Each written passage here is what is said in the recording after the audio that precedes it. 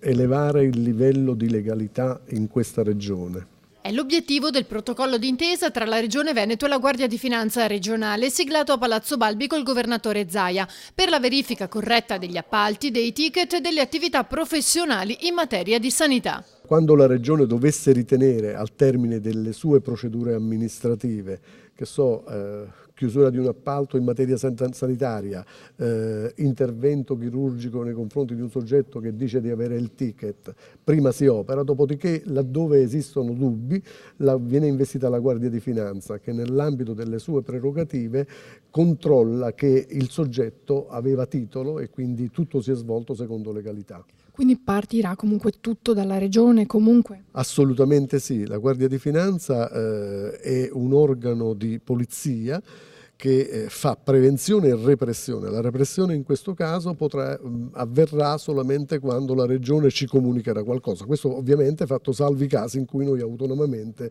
non sappiamo che ci sono situazioni strane e quindi procediamo autonomamente. Da gennaio 2018 a fine novembre 2019 i finanziari hanno controllato 800 posizioni, 750 per i ticket, 50 per spesa sanitaria varia, 600 dei quali risultati irregolari con la conseguente denuncia di 560 persone. La frode accertata è di 4.100 euro. I sequestri complessivi sono stati per 200.000.